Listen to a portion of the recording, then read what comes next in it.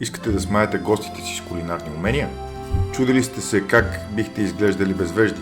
Значи тази рецепта е за вас. Всяка велика история получава своята трилогия.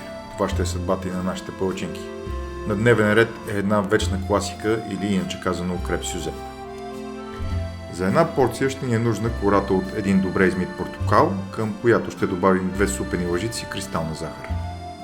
Внимавайте при рандосването на портокала, така че да съберете само единствено оранжевата част. Ако добавите от бялата част на кората, тя ще допринесе доста неприятна киселост в ястието.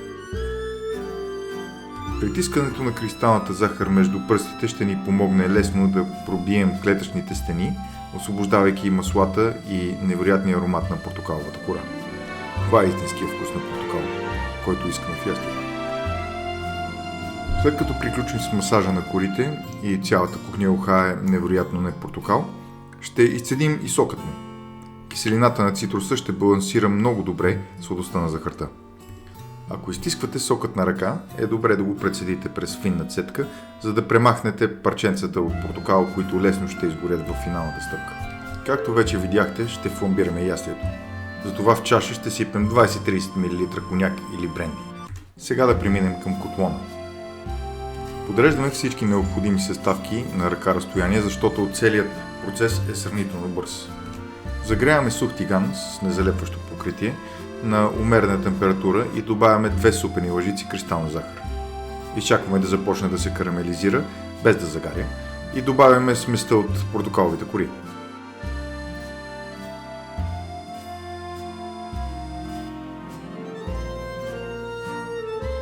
Затопляме всичко, добавяме портокаловият сок и изчакваме да заври. Както виждате, моят котлон загряваше неравномерно и част от захарта се кристализира по краищата. При наличието на такова количество течност това не е проблем. Просто сложете кристализираните парчета захар в топлата част на тигана. Така те отново ще се разтопят. Ще ви помоля да внимавате много всеки път, когато работите с разтопена захар. Тя става като лава, така че може сериозно да ви изгори. Финално добавяме 25 грама студено масло. След като се разтопи, изсипваме съдържанието на тигана в огнеупорна купа. Последното, от което имаме нужда, са 3 броя палачинки. Препратка към рецептата ми за палачинки може да видите в горния десен ъгъл. Слагаме 1/3 от карамелизираната портокалова смес в тигана и я загряваме отново. Ако се е сгъстила твърде много, може да добавите лъжица вода и да я разбъркате.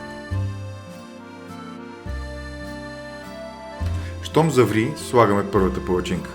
След като тя поема голяма част от соса, с помощта на шпатула, я загръщаме на половина, а след това на 3 части. Ако ви е по-удобно, може да вадите палачинките всеки път, но по-бързият и ефективен начин е да преместите готовата палачинка в страни и да продължите процеса, докато ви свършат палачинките, като всеки път добавите от портокаловия сос.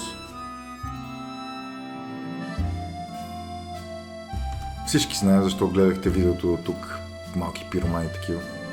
Преди да премине към фламбирането, няколко забележки. Пламъците не изглеждат особено големи, но температурата над тигана става доста висока. Така че проверете дали нямате кухненски шкаф или нещо друго, което може да разтопите. Второ, не по-малко важно, никога не сипвайте алкохол директно от бутилката. Измерете нужното количество алкохол и го отсипете в огнеупорен съд. Сега, след като сме наясно, че трябва да сте много внимателни, изсипваме конякът, изчакваме момента той да се загрее и алкохолът да започне да се изпарява и палим с запалка. Пламъците трябва да угаснат, когато целият алкохол изгори, и единственото, което ще остане, е вкуса на коняка. Заливаме готовите палачинки с соса от тигана и консумираме докато са топли. Разбирам защо тази рецепта е класика. Вкусът е страхотен, сладостта е балансирана с леката киселинност от портокаловия сок и карамелизираната захар, луксозният вкус на коняк и кадифените палачинки. Надявам се да ги пробвате, защото съм сигурен, че ще ви харесат.